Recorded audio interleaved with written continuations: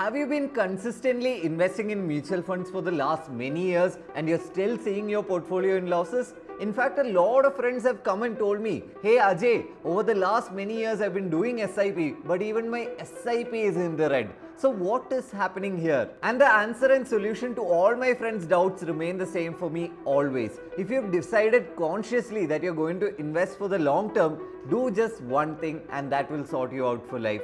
Invest in India. Because in the last 1 year, 88% of active equity large cap mutual funds underperform the market. Think about it, a fund manager is there, he has a large team working with him and still they did not even generate the returns that Nifty or Sensex was making. So in this video, let's look at a report which gives conclusive and final evidence that investing in a mutual fund is not going to be good for you. Let's look at the data and alternatives and in fact decide where you can actually benefit from investing in a mutual fund. This is Ajay Ajit. Welcome to MarketFeed. So what does invest in India mean? Because you were already investing in a mutual fund, these are all investing in companies that can do really well in the long term, right? When you're investing in a benchmark index like Nifty or Sensex, you're investing in the largest companies in India and there is no fund manager taking the decisions. It is purely based on mathematical calculations of which are the largest companies in India. And you know something? In the last 1 year, Nifty has generated a not so great return of 6.5%. But let's take the example of one of India's largest equity mutual fund, Axis Blue Chip Fund. It has generated just 0.8% in returns over the last 1 year.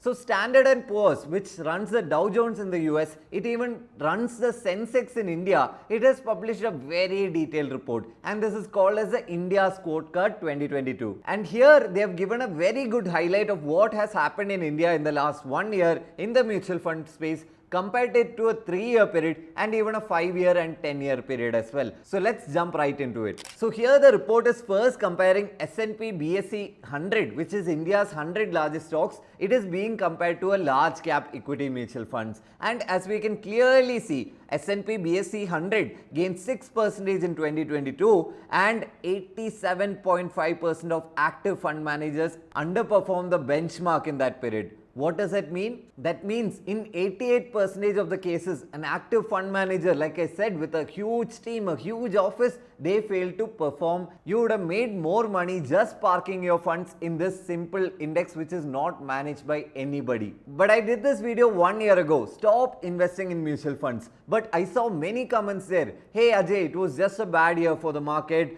the mutual funds will end up outperforming the market in the longer term. But then hey, here I am with data again. So looking at a 3-year period, in a 3-year period, 96.7 fund managers underperform the index.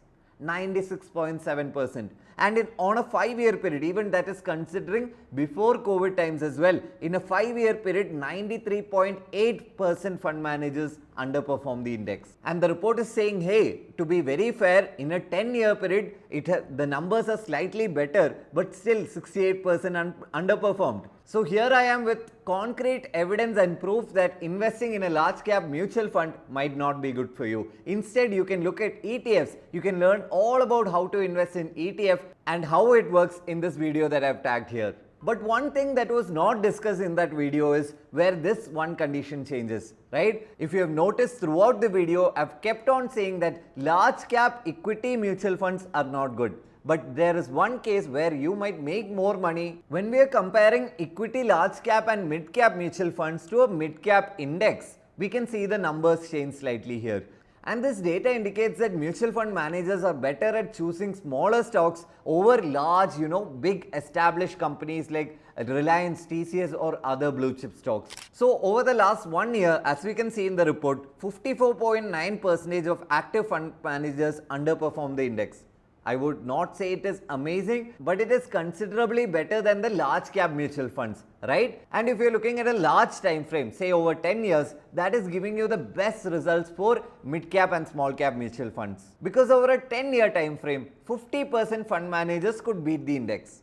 Still, I would say not amazing, but so much better, because even if you're looking at large cap mutual funds, 68% underperform the market in 10 years. That means only 32% were able to beat it. But in the case of small cap and mid cap funds, 50% of fund managers could beat the index. So it is very clear with this data. Stop investing in mutual funds. Then you might ask me, hey, what are the alternatives? So I'll tell you few alternatives here. You can invest in a Nifty ETF like Nifty BeEs. This ETF, you can buy it from any broker in India. It is just like a stock, and when you buy a unit of this ETF, you're basically investing in the top 50 companies in India. And whenever that companies move up, the share prices move up, the ETF will also move up. So for large cap, you can think of Nifty ETFs, and for mid caps and small caps, you can even consider mutual funds. That is the one exception I was talking to you about earlier, where you can, in one scenario, you can invest in a mutual fund as well. So let's quickly look at the benefits of investing in an ETF. So obviously the first and large benefit is that you can make more money. Who doesn't like to make more money with the same amount they are investing? The expense ratios are considerably lower. If you're looking at a Nifty ETF, say Nifty BeEs, the expense ratio or the charges by the fund house charge from you every single year is just 0.05%. Compare that to even the best expense ratio in India, Axis Mutual Fund, Axis Blue Chip Mutual Fund, they charge you 0.63%. So would you rather pay a fund manager 0.63% of your entire portfolio for underperforming the market, or would you rather pay nobody? Or would you rather pay a company 0.05% to generate you better returns? And one of the largest disadvantages that was discussed in the last video, it is no longer an issue. I saw a few comments saying, hey, I was investing for the long term, but I wanted some tax benefits as well. And I was investing in ELSS funds. And ELSS funds that were tracking Nifty, they were not much. But now there are two new ELSS mutual funds that you can use for tax saving as well as beating the index. So if you're okay with the 3-year lock-in for getting a tax benefit, I'll suggest you two new mutual funds where you can park your money. One is a IIFL ELSS Nifty 50 Tax Saver Index Fund, but it has a disadvantage. It has a higher expense ratio of 0.75%. The second one is a Navi ELSS Nifty 50 Tax Saver Fund, which has a very low expense ratio of just 0.12%. So here I'll pitch you something else as well. If you're investing through a broker in either mutual funds or even ETFs, you can pledge those mutual funds and use that margin to trade. So when you're pledging, you don't have to pay any interest on that. You can have the capital appreciation as well as you can get the benefits and the returns of trading as well.